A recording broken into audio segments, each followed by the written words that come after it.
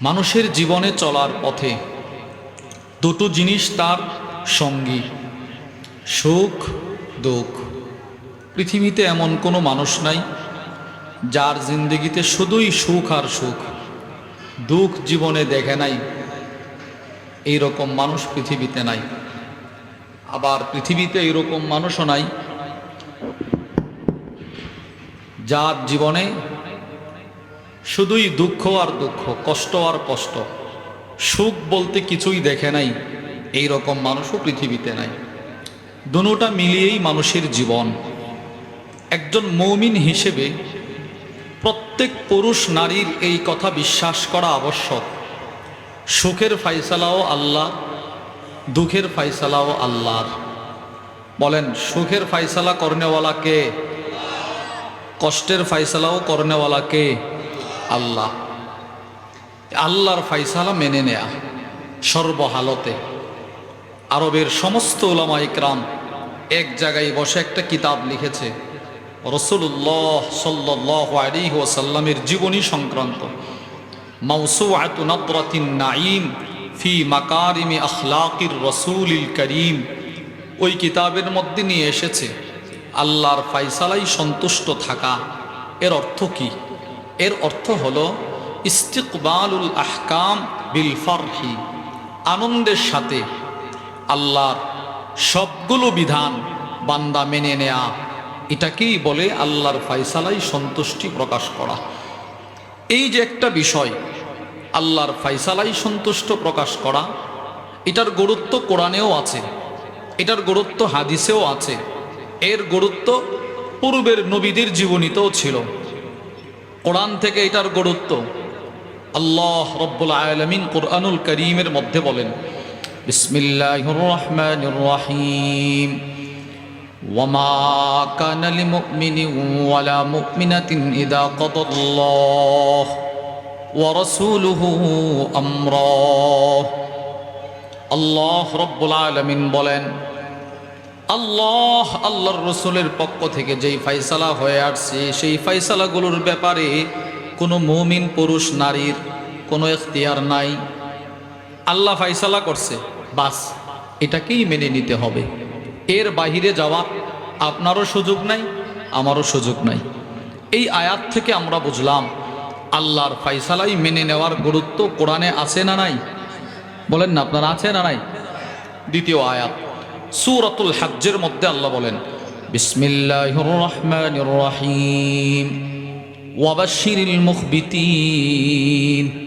আল্লাহ রব্বুল আলামিন আল্লাহর রাসূলকে বলেন, হে প্রিয় দোস্ত আমার, আপনি পৃথিবীর সমস্ত মুখবিতিনকে জানায়া দেন, জান্নাতের সুসংবাদ দিয়ে দেন।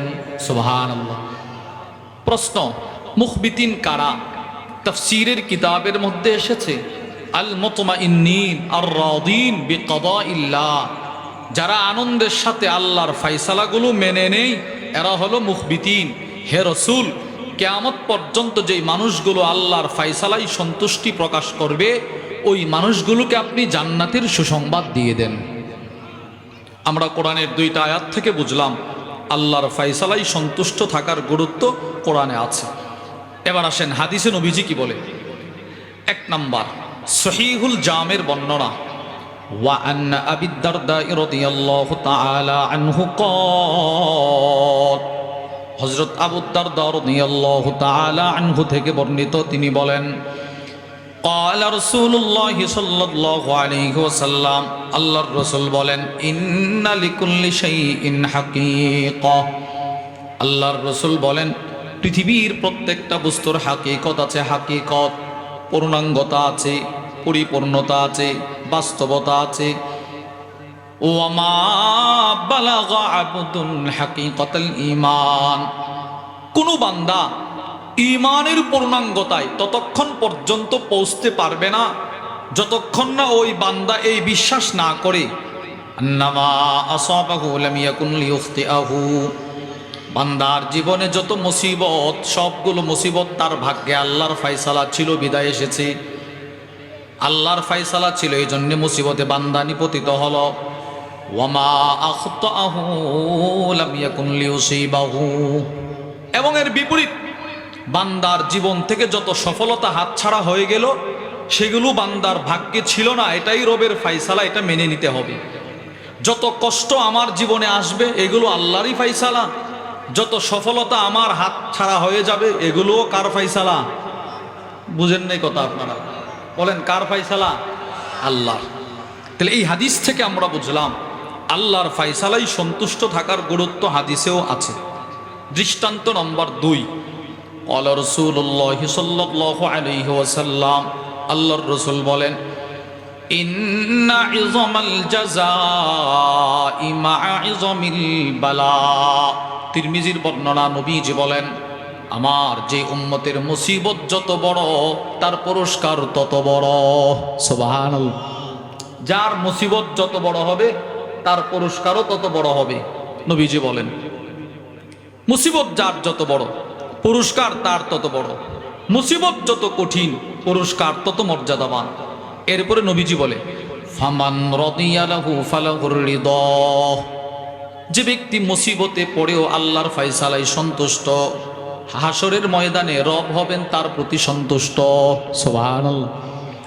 হযরত হাসান বসরি রাহিমাহুল্লাহ একটা বক্তব্য দিয়েছেন, এই বক্তব্যটা কেমন যেন এই হাদিসের ব্যাখ্যা।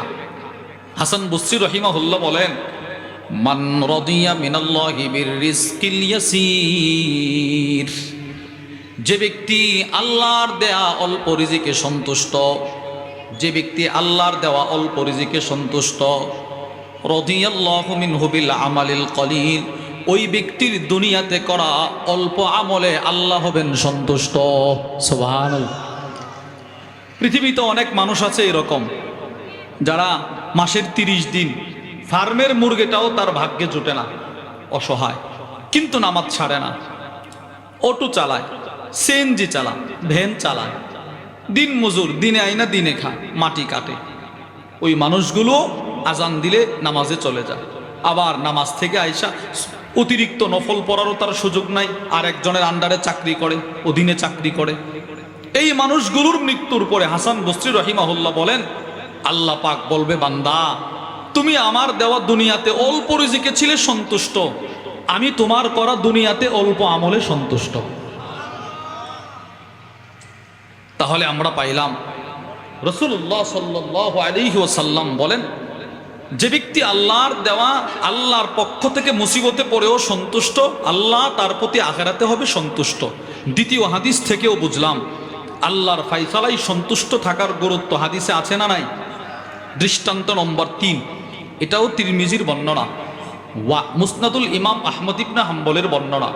وعن سيد بن ثابت رضي الله تعالى عنه قال, হযরত যায়েদ ইবনে সাবিত, উনাকে একদিন নবীজি ডাক দিলেন, ডাক দিয়ে একটা দোয়া শিখাইছে, আল্লামাহু দোয়া। হযরত যায়েদ বলেন, আল্লাহর রাসূল একদিন আমাকে ডাক দিয়ে একটা দোয়া শিখাইলেন। দোয়া বলেন কি শিখাইছে ভাই? দোয়া। আল্লাহর রাসূল বলেন, যায়েদ শুধু তুমি দোয়াটা পড়বা না, ওয়া আমারাহু আইয়াতাআহাদাহু ওয়া ইয়াতাআহাদা বিহি আহলাহু, তুমি নিজেও বেশি বেশি পড়বা, তোমার পরিবার পরিজনকেও বেশি বেশি পড়ার জন্য আদেশ করবা। সুবহানাল্লাহ। তুমিও পড়বা, তোমার পরিবারকেও পড়তে বলবা। কি সেই দোয়া? নবীজি বলে, আল্লাহুম্মা ইন্নী আসআলুকার রিদা বা'দাল কদা। যায়েদ, তুমি প্রতিদিন আল্লাহর কাছে দোয়া করবা, আল্লাহ আমি আপনার সমস্ত ফায়সালার পর আপনার সন্তুষ্টিটা আপনার কাছে ভিক্ষা চাই। বলেন আল্লাহ, বলেন আমি আপনার ফায়সালার উপর আপনার সন্তুষ্টি ভিক্ষা চাই। এটাও বলেন না, অনেকে বলে নাই, বলছে যেটা কোনো দোয়া হইল নি। নবীজি সাহাবীকে ডাক দিয়া শিখাইছেন, ওনারাও বারবার পড়তে বলছেন, ওনার পরিবারকেও পড়তে বলছেন। দোয়াটার গুরুত্ব কত। তাহলে 3টা হাদিস থেকে আপনারা বুঝলেন আল্লাহর ফায়সালাই সন্তুষ্ট থাকার গুরুত্ব হাদিসে আছে না নাই? আমরা আল্লাহ কি বললেন আল্লাহর ফায়সালা সম্পর্কে এটাও শুনলাম কোরআনের 2টা আয়াত থেকে, নবীজি কি বললেন এটাও শুনলাম 3টা হাদিস থেকে। এবার আসেন সাহাবারা কি বলে। মাওসুআতুন আদরাতিন নাঈম ফি মাকারিমি আখলাকির রাসূলিল কারীমের মধ্যে নিয়ে এসেছে, হযরত উমর ইবনুল খাত্তাব রাদিয়াল্লাহু তাআলা আনহু বলেন, ইন্নাল খায়রা কুল্লাহু ফির রিদা। পৃথিবীর সমস্ত কল্যাণ আল্লাহ পাক রেখে দিয়েছেন আল্লাহর ফাইসালা মেনে নেওয়ার ভেতরে। সুবহানাল্লাহ। যাখিরাতুল উকবা ফি শারহিল মুজতাবা, নাসাই শরীফের বিশ্ববিখ্যাত ব্যাখ্যা গ্রন্থ। আল্লামা মুহাম্মদ ইবনে আদম আল ইথিওপি তিনি তার কিতাবের মধ্যে লেখেন, ইন্নার রিদা বিল কাদা বাবুল্লাহিল আযম, আল্লাহর ফায়সালায় সন্তুষ্ট থাকা এটা আল্লাহর কাছে সহজে পৌঁছার সবচাইতে বড় দরজা। আমরা কোরআন থেকেও বুঝলাম, হাদিস থেকেও বুঝলাম, পূর্বের সাহাবাদের বক্তব্য থেকেও বুঝলাম, পূর্বের মনীষীদের বক্তব্য থেকেও বুঝলাম, শরীয়তে ইসলামে আল্লাহর ফায়সালায় সন্তুষ্ট থাকার গুরুত্ব আছে না নাই? এবার আসেন, অতীতকালে রসুল আল্লাহ পাক যত নবী পাঠিয়েছেন, যত রসুল পাঠিয়েছেন, সমস্ত নবীগণ, সমস্ত রসুলগণ আল্লাহর ফায়সালায় সন্তুষ্ট ছিলেন। হযরত ইউসুফ আলাইহিস সালাতু ওয়াস সালাম বিনা অপরাধে জেলখানায় গেছেন, ফায়সালাটা কার? বলেন, সবাই বলেন কার? এবার তিনি অসন্তুষ্ট না সন্তুষ্ট? উনি সন্তুষ্ট। হযরত ইউনুস আলাইহিস সালাতু ওয়াস সালাম মাছের পেটে গেছেন, ফায়সালা কার? এবার অসন্তুষ্ট না সন্তুষ্ট? সন্তুষ্ট। আমি শুধু আপনাদেরকে বোঝানোর জন্যে এমন একজন নবীর দৃষ্টান্ত দেব, যেই নবী আল্লাহর ফায়সালায় সন্তুষ্ট, ওই নবীর স্ত্রীও আল্লাহর ফায়সালায় সন্তুষ্ট, ওই নবীর ছেলেও আল্লাহর ফায়সালায় সন্তুষ্ট। সুবহানাল্লাহ বলেন, বুঝেন নাই? নবী আল্লাহর ফায়সালায় সন্তুষ্ট, ছেলে আল্লাহর ফায়সালায় সন্তুষ্ট, স্ত্রী আল্লাহর ফায়সালায় সন্তুষ্ট। নবীর দৃষ্টান্ত তিনি হলেন হযরত ইব্রাহিম আলাইহিস সালাতু ওয়াস সালাম। বিসমিল্লাহির রহমানির রহিম। قالوا حرقوه وانصروا آلهتكم إن كنتم فاعلين। নমরুদের মূর্তিগুলো সবগুলো ভেঙে ফেলছে পয়গম্বর ইব্রাহিম আলাইহিস সালাম। সব কাফেররা এক জায়গায় বসে বৈঠক করলো যে ইব্রাহিমকে আগুনে নিক্ষেপ করতে হবে। قالوا ابنوا له بنيانا فألقوه في الجحيم। আগুনে নিক্ষেপ করার জন্য সবকিছু প্রস্তুত, আগুনে নিক্ষেপ করে দিছে। বুখারী শরীফের বর্ণনা, আল্লাহর ফায়সালায় সন্তুষ্টির চিত্রটা নবীজি নিজে বর্ণনা করতেছেন। ওয়ান আব্দুল্লাহ ইবনে আব্বাস রাদিয়াল্লাহু তাআলা আনহুমা ক্বাল, হযরত আব্দুল্লাহ ইবনে আব্বাস থেকে বর্ণিত, তিনি বলেন আল্লাহর রাসূল বলেন, কানা আখিরু কওলি ইব্রাহিম হিনা উলকিয়া ফিন্নার। পয়গম্বর ইব্রাহিমকে যখন আগুনে নিক্ষেপ করা হচ্ছিল, আসমানের সব ফেরেশতারা এসে বলে, পয়গম্বর শুধু একটু অনুমতি দেন, আগুনটার নিভায়া দেয়। পয়গম্বর ইব্রাহিম আলাইহিস সালাম বলে, আগুন কি নিভিয়ে দেওয়ার ফায়সালা কি তোমাদের পক্ষ থেকে না আল্লাহর পক্ষ থেকে? ফেরেশতারা বলে, না, আমরা আসছি আপনার ভালোবাসায়, আপনি অনুমতি দিলে আগুনটা নিভায়া দিব। এবার পয়গম্বর ইব্রাহিম বলে, আগুনে নিক্ষিপ্ত হওয়ার ফায়সালাটা কার? ও আল্লাহ। সাথে সাথে পয়গম্বর ইব্রাহিম বলে, হাসবি আল্লাহ, যদি আমার রবের ফায়সালা হয় আগুনে নিক্ষিপ্ত হওয়া, যাও সেই রব আমার জন্য যথেষ্ট, আমি আগুনে নিক্ষিপ্ত হই ও রবের ফায়সালাই সন্তুষ্ট। সুবহান, যাও আমি আগুনে নিক্ষিপ্ত হব, যেহেতু আমার রবের ফায়সালা আগুনে নিক্ষিপ্ত হওয়া, আমি হব। তাহলে নবীজির দৃষ্টান্ত পাইলেন।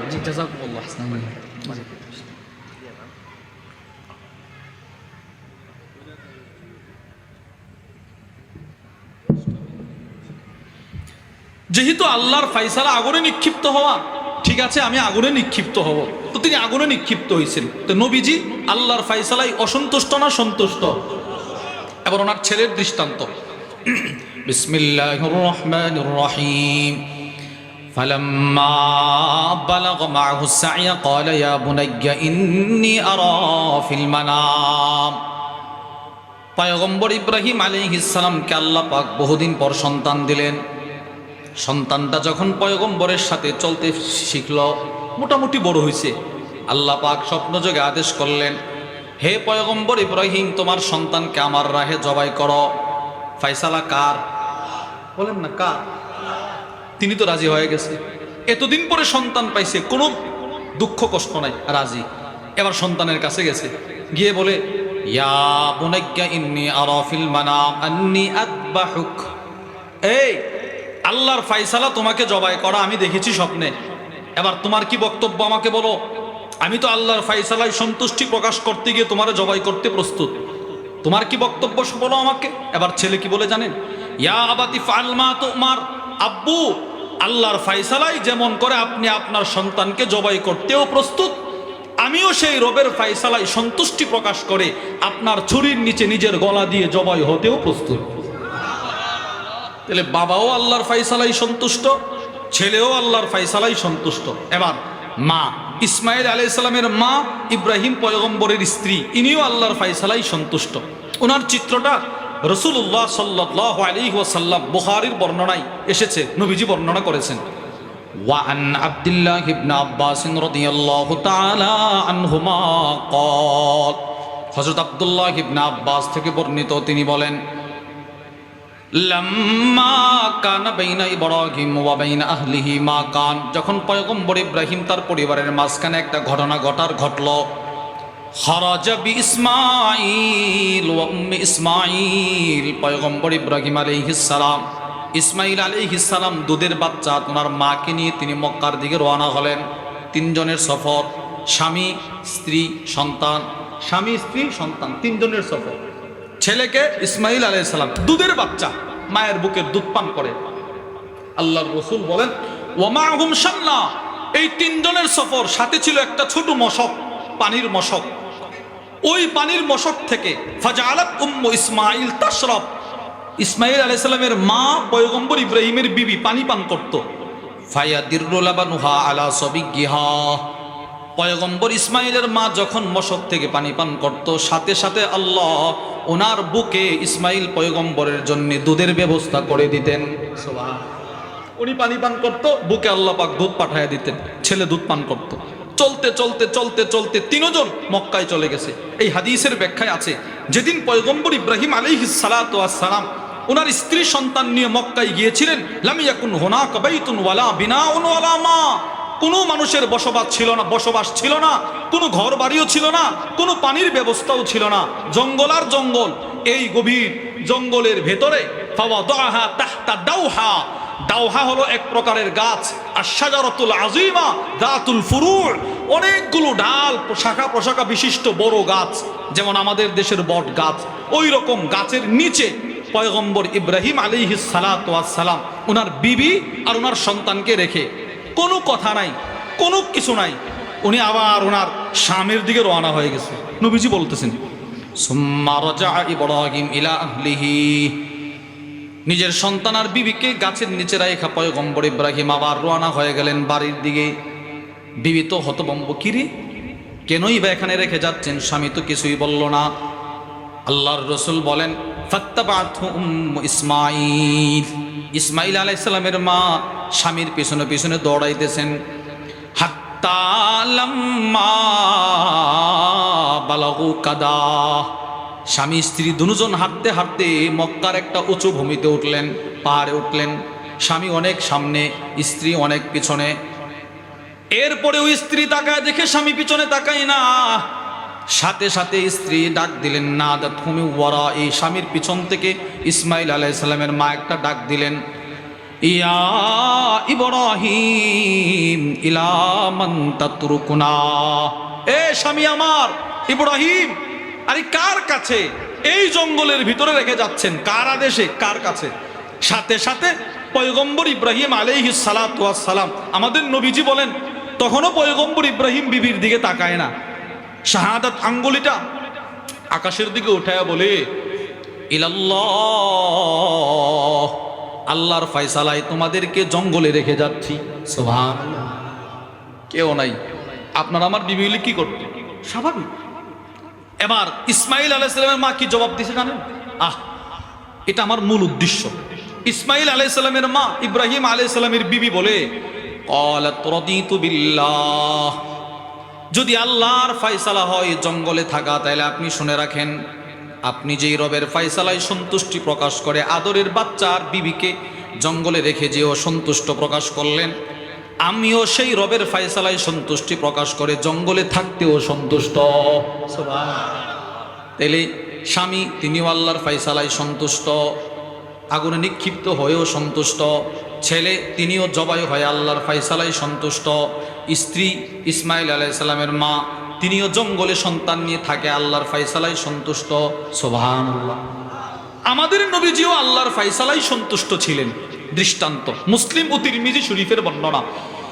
وعن جابر بن عبد الله رضي الله تعالى عنهما قال হযরত জাবের থেকে বর্ণিত, তিনি বলেন আখাযান নবী সাল্লাল্লাহু আলাইহি ওয়াসাল্লাম বিয়াদি আব্দুর রহমান ইবনে আউফ। নবীজি একদিন আব্দুর রহমান ইবনে আউফ রাদিয়াল্লাহু আনহুর হাত ধরলেন। ফান্তালাকা বিহি ইলা ইবনিহি ইব্রাহিম। নবীজির একজন ছোট্ট সন্তান ছিল ইব্রাহিম। মদিনার প্রত্যন্ত অঞ্চলে রসুল দিয়ে রেখেছিলেন দুধ পান করানোর জন্যে। তিনিও সুস্থ।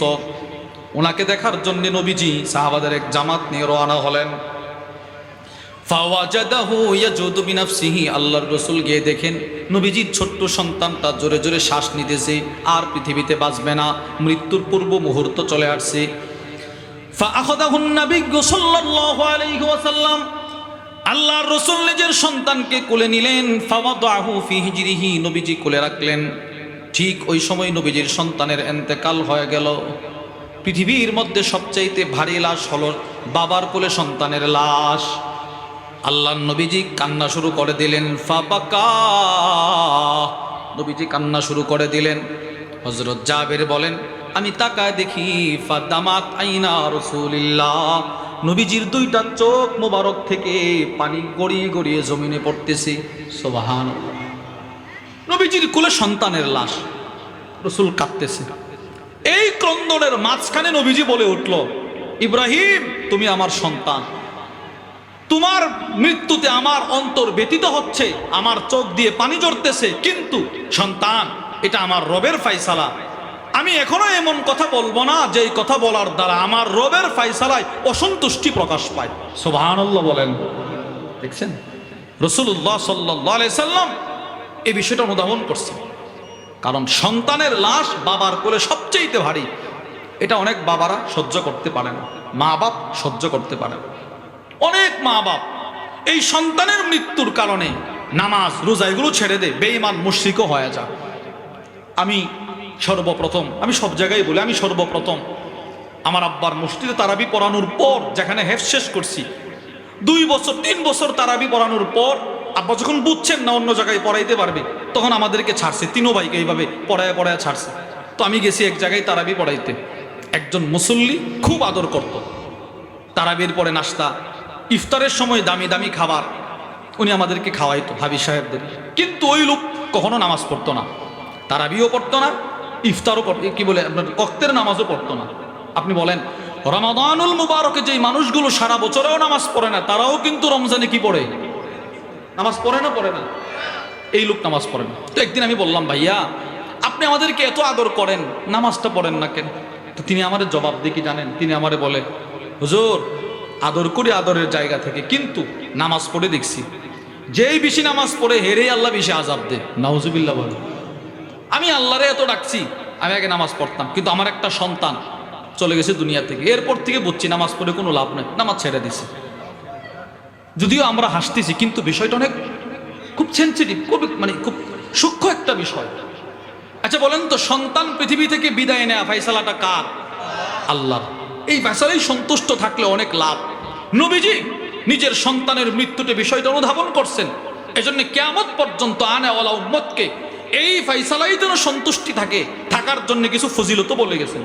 কিছু দৃষ্টান্ত আপনাদেরকে শোনাই। 1 নাম্বার, নাসাই শরীফের বর্ণনা। وعن قرة بن إياس رضي الله تعالى عنه قال হযরত কুররা ইবনে ইয়াস থেকে বর্ণিত, তিনি বলেন, কানা নবিয়্যুল্লাহ সাল্লাল্লাহু আলাইহি ওয়াসাল্লাম ইযা জালাসা ইয়াজলিসু ইলাইহি নাফারুম মিন আসহাবি। আল্লাহর রাসূল যখন মসজিদে নববীতে কখনো বসতো, তখন সাহাবাদের এক জামাত নবীজির সামনে এসে বসে যেত। সুবহানাল্লাহ বলেন। নবীজি মসজিদে নববীতে বসলে সাহাবারা এসে বসতো। বসার পর ওয়াফিহিম রাজুলুন, যারা প্রতিদিন নবীজির মজমাই বসতো, এদের মধ্যে একজন সাহাবী লাহুবনুন সগীর, তার একটা ছোট্ট সন্তান ছিল। এই ছেলেটাকে বাবা পিঠে করে পিছন থেকে আয়না নবীজির মজমাই বসায়া দিত। ফায়ুকইদুহু বাইনা ইয়াদাই, একদম নবীজির সামনে বসাইতো। ওই সাহাবী তার সন্তানকে নিয়ে আসতো। নবীজির সামনে বসাইতো, মানে ওই সাহাবীরও সামনে নবীজির সিনা বরাবর বসায় দিত। তুমি আল্লাহর রসুলকে চিনো, নবীজিকে দেখো, সুবহানাল্লাহ বলেন না। তো ওই ছেলেটা নবীজির সামনে বসে থাকতো। হাদিস বর্ণনাকারী সাহাবী বলেন, ফাহালাকা, কয়েকদিন পর ওই ছোট্ট ছেলেটা মারা গেল, সাহাবীর সন্তান তার ইন্তেকাল হয়ে গেল। ফামতানা আর রাজুল আন ইয়াহদুরাল হালকা লিযিকরি ইবনিহি, সন্তানের মৃত্যুতে সাহাবী এতটাই ভেঙে পড়লেন যার নবীজির মজমায় আসে না, এই সাহাবী আর নবীর মজমায় আসে না। ফাফাকাদাহুন নবী সাল্লাল্লাহু আলাইহি ওয়াসাল্লাম, আল্লাহর রাসূল দেখেন কিরে এখানে যে বসতো ছোট্ট একটা বাচ্চা নিয়ে এক সাহাবী, তাকে আমার মজমায় দেখা যায় না কেন? তোর প্রশ্ন চলে আসলো, নবীজি প্রশ্ন ছুড়লেন, মালি লা আরা ফুলানা, এখানে যে বসতো এই সাহাবীকে দেখি না, ব্যাপারটা কি? সে কোথায়? মুনাফিক টুনাফিক হয়ে গেল কিনা? ক্বালু ইয়া রাসূলুল্লাহ, সাহাবারা জবাব দিলেন, বুনাইয়ুহু আল্লাযী রাআইতাহু হালাকা, ওগো নবীজি, তার ওই ছোট্ট সন্তান, যেই সন্তানটা আপনার সামনে বসায়া দিত, তার সন্তানটা গত কয়েকদিন আগে মারা গেছে, হতে পারে এই কষ্টে সে আর আপনার দরবারে আসে না।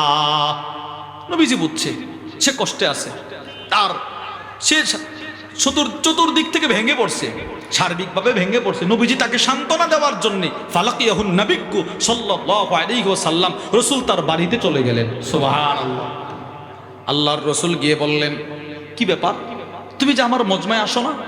ফাআখবারাহু আন্নাহু হালাকা, সাহাবী বলে, নবী গো, যে ছেলেটার দিকে তাকায়া জীবন ধারণ করছিলাম, আপনার মজমায় নিয়ে যেতাম, বুকে বড় আশা ছিল, আমার সেই ছেলেটা দুনিয়া ছেড়ে চলে গেছে, এই কষ্টে আর আসি না। আল্লাহর রাসূল তখন সাহাবীকে দুইটা কথা বললেন। বলেন কয়টা কথা? দুইটা।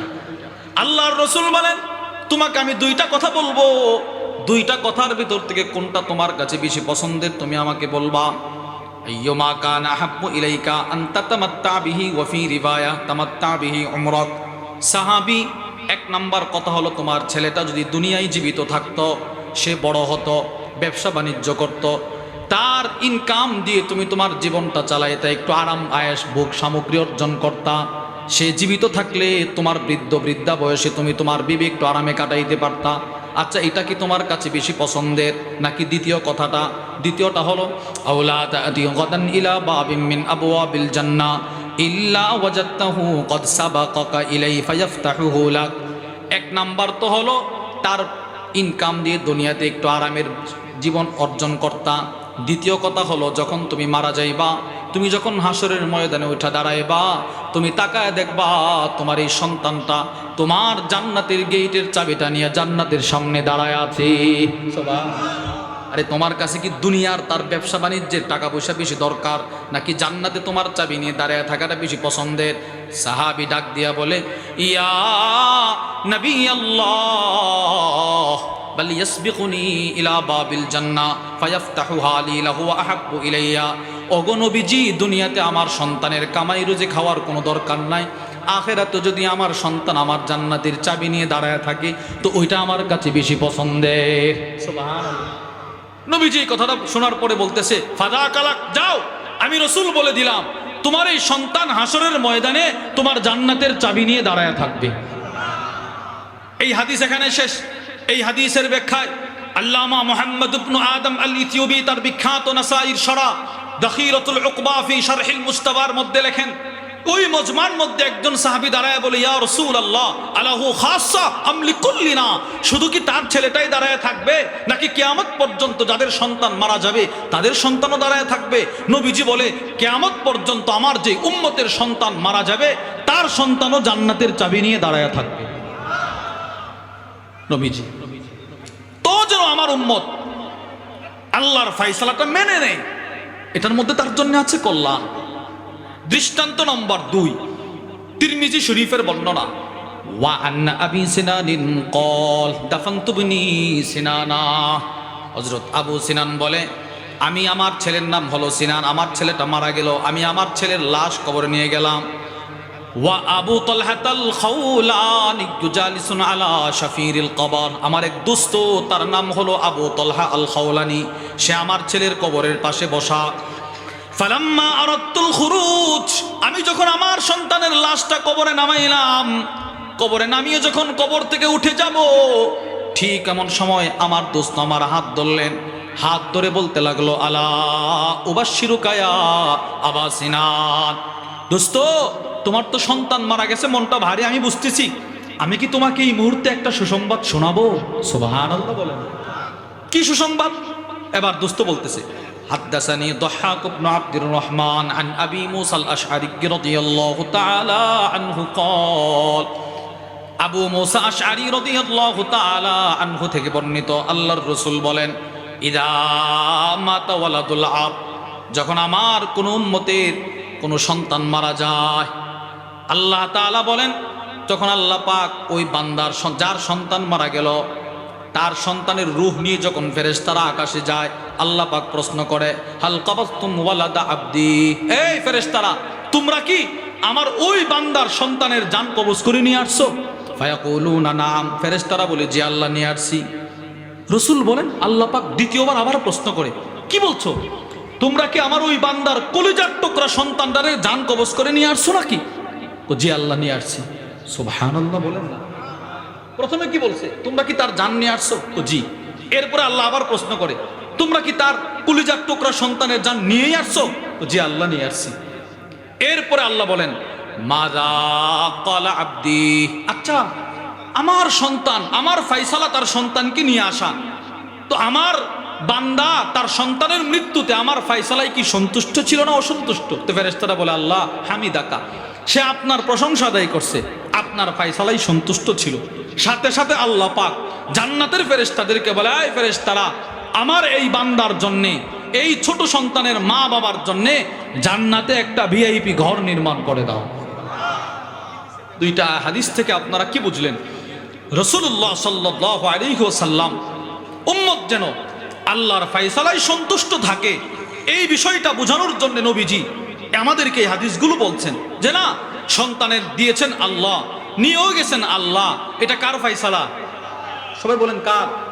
তাহলে আমাকে আপনাকে সন্তুষ্ট থাকতে হবে। তাহলে প্রিয় ভাইয়েরা আমার, কোরআন থেকে আমরা বুঝলাম আল্লাহর ফায়সালায় আমরা সন্তুষ্ট থাকব, হাদিস থেকে বুঝলাম আল্লাহর ফায়সালায় সন্তুষ্ট থাকব, উমর ইবনুল খাত্তাব রাদিয়াল্লাহু আনহুর বক্তব্য থেকেও বুঝলাম আল্লাহর ফায়সালায় সন্তুষ্ট থাকার গুরুত্ব আছে, আল্লামা ইথিউবি রহিমাহুল্লাহর বক্তব্য থেকেও বুঝলাম আল্লাহর ফায়সালায় সন্তুষ্ট থাকার গুরুত্ব আছে, রাসূলুল্লাহ সাল্লাল্লাহু আলাইহি ওয়াসাল্লামের জীবনী থেকেও বুঝলাম আল্লাহর ফায়সালায় সন্তুষ্ট থাকার গুরুত্ব আছে না নাই? বলেন না। এবার আসেন, রাসূলুল্লাহ সাল্লাল্লাহু আলাইহি ওয়াসাল্লামের কাছ থেকে এই সিফত, মানে আল্লাহর ফায়সালায় সন্তুষ্ট থাকার সিফত, সাহাবায়ে কেরাম রিদওয়ানুল্লাহি তাআলা আলাইহিম আজমাইন ওনারা গ্রহণ করছে। নবীজির হার সাহাবী, নবীজির প্রত্যেক সাহাবী আল্লাহর ফায়সালায় ছিলেন সন্তুষ্ট। বলেন আল্লাহর ফায়সালায় কি ছিলেন? শুধু আপনাদেরকে আমি বোঝানোর জন্যে দুইটা দৃষ্টান্ত শোনাচ্ছি। আপনি বলবেন, হুজুর এই পরিমাণ মুসিবতেও সাহাবারা আল্লাহর ফায়সালায় সন্তুষ্ট ছিল? প্রথম দৃষ্টান্ত, আল্লামা ইমাম ইবনুল কাইয়িম রাহিমাহুল্লাহ তার বিখ্যাত কিতাব মাদারিজুস সালিকিন বাইনা মানাজিল ইয়াকা না'বুদু ওয়া ইয়াকা নাস্তাঈনের মধ্যে নিয়ে আসছেন, রাসূলুল্লাহ সাল্লাল্লাহু আলাইহি ওয়াসাল্লামের এক সাহাবী ছিল, নাম ইমরান। বলেন কি নাম? সকলে বলেন ইমরান, বলেন রাদিয়াল্লাহু আনহু। হযরত ইমরান ইবনে হুসাইন রাদিয়াল্লাহু আনহু, উনি অসুস্থ। আল্লামা ইমাম ইবনুল কাইয়িম রাহিমাহুল্লাহ লিখেন, কানা ইমরান ইবনে হুসাইনিন উস্তুসকিয়া বাতনুহু, নবীজির সাহাবী হযরত ইমরান ইবনে হুসাইন শত্রুগে আক্রান্ত ছিলেন। শ্বেতরোগ না শত্রুগ? হুজুর শত্রুগ কি? শত্রুগ হলো মানুষের শরীরে অনেকগুলো রগ আছে, রগ। নবীজির সাহাবীর শরীরে যতগুলো রগ ছিল, প্রত্যেকটা রগের ভিতরে রক্তের পরিবর্তে পানি হয়ে গেছিল, পানি। অসুস্থতা কেমন ছিল বলেন? আরে ভয়াবহ না? অনেক অসুস্থ, পুরা শরীরে যত রগ, রগের ভিতরে রক্তের পরিবর্তে পানি, প্যারালাইসিস। আল্লামা ইমাম ইবনুল কাইয়িম রাহিমাহুল্লাহ লিখেন, ফাবাকিয়া মুলকান আলা যহরিহি মুদ্দাতান তাবিলা, শুধু পিঠের উপরে ভর করে বছরের পর বছর তিনি বিছানায় শুয়েছিলেন। এইভাবে, শুধু পিঠের উপরে ভর করে বছরের পর বছর, মাসের পর মাস তিনি শুয়েছিলেন। লা ইয়াকুমু ওয়া লা ইয়াকউদ, বিছানা থেকে উঠতেও পারে না, বসতেও পারে না, হাঁটতেও পারে না, কিছুই করতে পারে না, ডান পার্শ্ব হতে পারে না, বাম পার্শ্ব হতে পারে না। কষ্টটা কেমন করেছেন, কি পরিমাণ অসুস্থ। আল্লামা ইমাম ইবনুল কাইয়্যিম রাহিমাহুল্লাহ বলেন, ওয়াকাদ নুকিবা লাহু ফি সারিরিহি মাওদি' লিহাজাতিহি, উনি যেই বিছানায় শুয়েছিলেন ওনার ইস্তেনজার জায়গাটা বরাবর যেই বিছানায় যেই খাটে তিনি শুয়েছিলেন, খাটের নিচ দিয়ে ছিদ্র করা হলো ইস্তেনজা পরিষ্কার করার জন্য। নড়াচড়া করতে পারে না, ইস্তেনজা অন্য জায়গায় গিয়ে করার ওনার শক্তি ছিল না। যেই খাটে শুয়েছিল ওই খাটের নিচ দিয়ে ছিদ্র করা হয়েছে ওনার ইস্তেনজার জায়গাটা বরাবর। ইস্তেনজা করলে ওখান থেকে ওনাকে পরিষ্কার করা হতো। ফাদাখালা আলাইহি মুতাররিফ ইবনে আব্দুল্লাহ, হযরত মুতাররিফ নবীজির সাহাবী ইমরান ইবনে হুসাইন রাদিয়াল্লাহু তাআলা আনহুকে দেখার জন্য ওনার বাড়িতে গেলেন। ফাজাআলা ইয়াবকি লাম্মা রাআ মিন হালিহি, নবীজির সাহাবীর এই অসুস্থতা দেখা যিনি দেখতে গেছেন তিনি হাউমাউ করে কান্না শুরু করে দিলেন। আরে নবীজির সাহাবী বুঝি এত কষ্ট করতেছি, বছরের পর বছর বিছানায় শুয়ে আছেন, তিনি কাঁদতেছেন। এবার নবীজির সাহাবী বিছানা থেকে তাকায় দেখে তিনি কাঁদে। ওনাকে প্রশ্ন করলেন, লিমা তাবিকি, এই মুতাররিফ কাঁদো কেন? অসুস্থ সাহাবী শুধু মুখটা দিয়ে কথা বলতে পারে, তো তিনি বলতেছে কাঁদো কেন, তুমি কাঁদো কেন? তো ওই যে লোক দেখতে আসছে সে বলতেছে, লিআন্নী আরাকা আলা হাদিহিল হালিল ফাদিয়া, আপনার এই ভয়ঙ্কর চিত্র দেখা, এত অসুস্থতা দেখা, প্রচন্ড অসুস্থতা দেখা আমি কাঁদতেছি। আপনি এই পরিমাণ কষ্ট করতেছেন, একটা বিছানায় শুয়ে আছেন বছরের পর বছর, আপনাকে দেখে আমি কাঁদতেছি। এবার নবীজির সাহাবী কি বলে জানেন? তিনি বলেন, লা তাবকি, দোস্ত তুমি কাঁদবা না। কেন? ফা ইন্না আহাব্বাহু ইলাইয়া, আমার রব আমাকে যে অবস্থায় বিছানায় রাখতে পছন্দ করেন আমিও সে অবস্থায় থাকতে সন্তুষ্ট প্রকাশ করি। সুবহানাল্লাহ, আমার রব চাইতেছেন আমি এইভাবে থাকি, আমি ওইভাবেই পছন্দ করি। রব রাখছেন, কিছু করার নাই, আমার কোনো অভিযোগ নাই। এবার নবীজির সাহাবী তাকে বলতে লাগলেন, শোনো, আলা উখবিরুকা বিশাই, দোস্ত আমি কি তোমাকে এই মুহূর্তে একটা গোপন কথা বলবো? গোপন কথা। সাহাবী, অসুস্থ সাহাবী ওই লোকরে বলতেছেন, তোমাকে একটা গোপন কথা বলবো, শর্ত আছে। ওয়াকতুম আলাইয়া হাত্তা আমুত, যতদিন আমি জীবিত থাকবো ততদিন এই কথাটা তুমি কারো কাছে বলতে পারবা না। সুবহানাল্লাহ বলেন না। লাআল্লাল্লাহ আইয়ানফাকা বিক, আমি তোমাকে এখন যেই কথাটা বলবো এটার দ্বারা তুমি অনেক লাভবান হইবা, আল্লাহ তোমার উপকার পৌঁছাবে, কিন্তু শর্ত হলো আমি পৃথিবীতে যতদিন থাকবো ততদিন তুমি এটা কারো কাছে বলতে পারবে না। আচ্ছা বলো। এবার নবীজির সাহাবী বলতে লাগলেন, পৃথিবীর সব মানুষ যখন রাত্রে ঘুমায় যায়, ইন্নাল মালাইকাতা তাজুরুনি, দোস্ত পৃথিবীর সব মানুষ যখন ঘুমায় যায় তখন আকাশ থেকে দলে দলে ফেরেশতা আমার ঘরে চলে আসে আমার সেবা করার জন্যে। কেউ আইসা আমার পা টিপে, কেউ আমার হাত টিপে, কেউ আমার ইস্তেনজা পরিষ্কার করে। দোস্ত আমি যে আল্লাহর ফায়সালায় সন্তুষ্ট, ফেরেশতারা আমার খেদমত করে।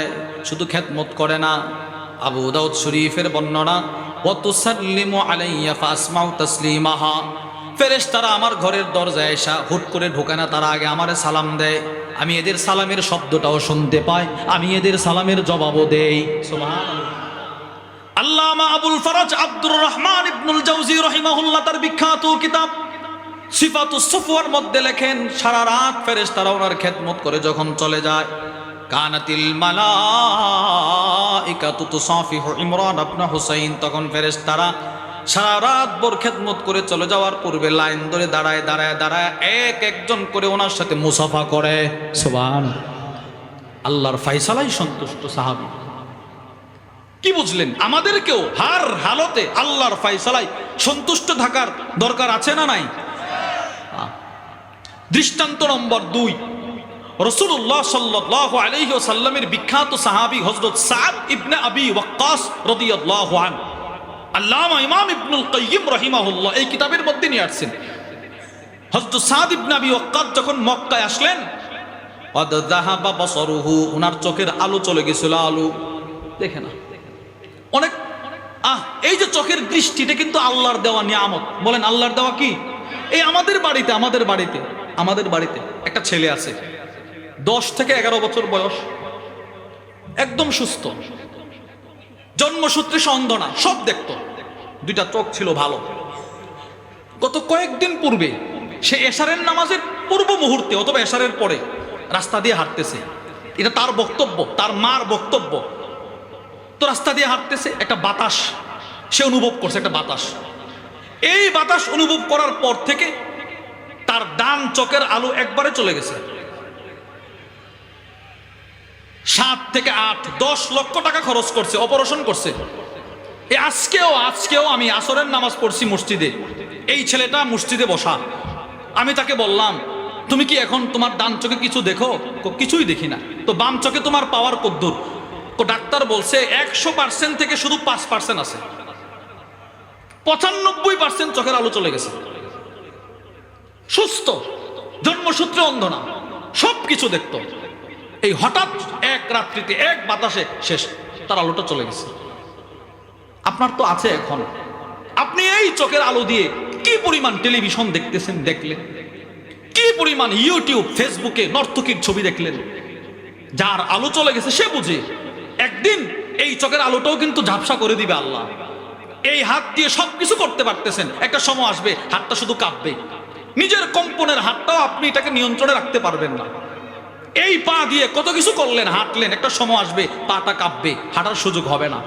এইগুলো আমাদেরকে এটাই জানান দেয়, রব যেন বলতেছে, হাত 2টা যদিও তোমার কথা শুনে আমার, পা 2টা যদিও তোমার কথা শুনে আমার, আমি তোমার পারমিশন ছাড়া তোমার পা 2টা অচল করে দিব, তুমি কি ঠেকাতে পারবে? আমি তোমার 2টা চোখের আলো নিয়ে যাব, তোমাকে পারমিশন, তোমার কাছে পারমিশন চাবো না, তুমি কি পারবে ঠেকাতে? পারবো না আমরা।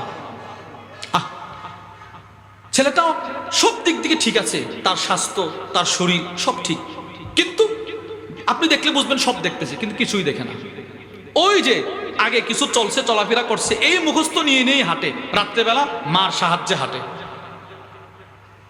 আল্লাহ পাক তাকে সহ সমস্ত অসুস্থ ব্যক্তিদেরকে সুস্থতার নিয়ামত দান করেন। তো নবীজির সাহাবী হযরত সাদ ইবনে আবি ওয়াক্কাস রাদিয়াল্লাহু তাআলা আনহু, উনি মক্কায় আসার পর ওনার চোখের আলোটা চলে গেছে। ফাআকবালান নাসু ইয়াহরাউনা ইলাইহি, চতুর্দিক থেকে মানুষ ওনার দরবারে আসে, আয়েশা বলে, একটু দোয়া করেন না আমার জন্য। তো নবীজির সাহাবী তো যার জন্যই দোয়া করে আল্লাহ দোয়া কবুল করে, যে যে উদ্দেশ্যে দোয়া চাইতেছে দোয়া কবুল হইতেছে, সুস্থ হইতেছে। কেউ অসুস্থ রোগী নিয়ে আসতেছে, দোয়া করছে, সুস্থ। হযরত আব্দুল্লাহ ইবনে সায়েব বলেন, ফাআতাইতুহু ওয়া আনা গুলাম, আমি ওই সাহাবীর সাক্ষাতের জন্য আসলাম, তখন ছিলাম আমি ছোট, যুবক, তরুণ। আমি আয়েশা বললাম, হে প্রিয় চাচু, ফারাফতুহু বিনাফসি, আমি আমার পরিচয় দিলাম। ফারাফানি, তিনি আমাকে চিনলেন। চিনার পর আমি ওনাকে বললাম, আনতা তাদউ লিন-নাস, হে প্রিয় চাচু আমার, নবীজির সাহাবী, আপনি যার জন্যই দোয়া করেন আল্লাহ আপনার দোয়া কবুল করে, মানুষগুলো সুস্থ হয়। ফালাউ দাউতা লিনাফসিক লারাদ্দাল্লাহু আলাইকা বাসারাক, আপনি যদি আপনার জন্য একটু দোয়া করতেন তো আল্লাহ পাক তো আপনার চোখের আলোটা ফিরিয়ে দিত। আয় সুবহানাল্লাহ বলেন না, একটু আপনার জন্য দোয়া করেন না। তো সাহাবী কি বলে জানেন? ইয়া বুনাইয়া, হে আমার প্রিয় ভাতিজা, কদাউল্লাহি আহাব্বু ইলাইয়া মিন বাসারি, আমার চোখের আলোর চাইতে আমার রবের ফয়সালা আমার কাছে কোটি গুণ বেশি প্রিয়। সুবহানাল্লাহ, আমার রবের ফয়সালা হচ্ছে আমি এখন চোখে না দেখা, বাস আমি আমার রবের এই ফয়সালাটাই সন্তুষ্ট। 2টা দৃষ্টান্ত থেকে আপনারা কি বুঝলেন? সাহাবায়ে কেরাম আল্লাহর ফয়সালায় কি ছিলেন? সন্তুষ্ট ছিলেন না ছিলেন না? ছিলেন। দৃষ্টান্ত নম্বর 3, বুখারী শরীফের বর্ণনা।